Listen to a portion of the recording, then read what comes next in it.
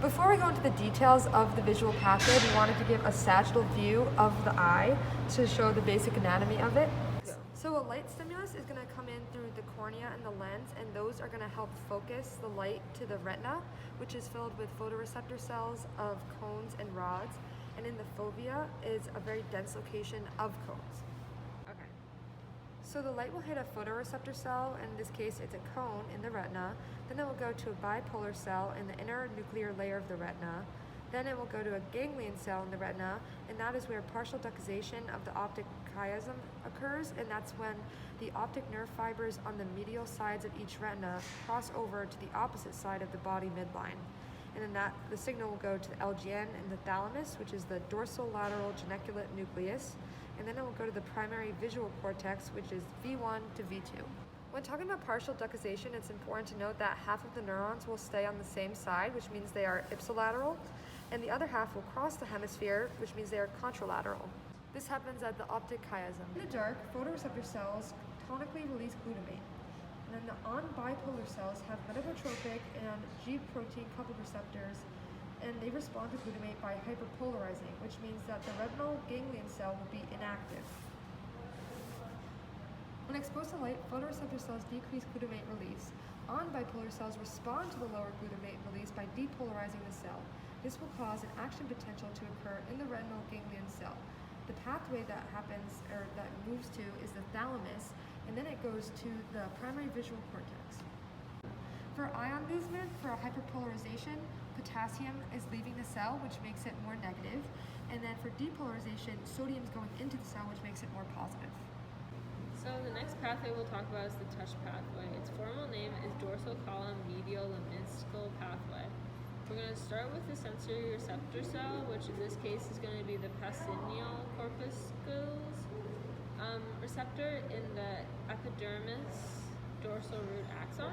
So this is a really long neuron, and it travels all the way to the medulla, where decussation occurs, and it crosses over in the brainstem. And after this, it goes to the thalamus and the VP nucleus, and then to the primary somatosensory cortex.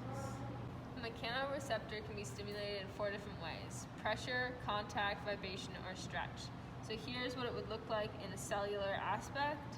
So here's an example of an extracellular protein where a force would be applied and it would open the ion channel, letting in sodium and calcium, causing an action potential to occur and a depolarization within the cell. Same idea here: a stretching force opens the channel, sodium and potassium goes in, or here's cytoskeletal protein, same idea as all the other ones, just in a different location. The difference between decussation for the visual process and decussation for the somatosensory pathway is that somatosensory pathway has full contralateral decussation, so it moves all the neurons from one side of the brainstem move to the other side of the brainstem, while in the visual only part of them do. That's why it's partial decussation. In the touch pathway, there are only 3 synapses: one between the Pacinial corpus receptors and the medulla and thalamus, and primary somatosensory cortex. So there's 4 different mechanoreceptor responses. There's rapid with a small field, rapid with a large field, slow with a small field, and slow with a large field. So basically, for the rapid section, there's an action potential as the pressure increases and somebody's touching somebody. And then as the touch continues, so right now, like this, there's no action potential. And then once you release again, there's an action potential to go back up. So same thing as here for the Pacinial corpus.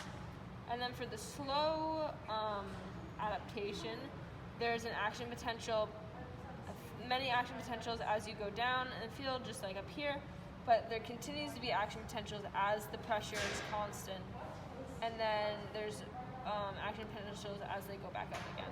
In the dorsal column medial lemniscal pathway, the first order neuron's cell body is in the dorsal root ganglia, where it synapses with the second order neuron in the dorsal column nuclei of the medulla.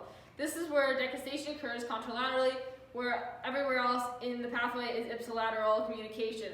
The third order neuron synapses in the thalamus VP nucleus and goes to the primary somatosensory cortex V1 where it synapses to V2.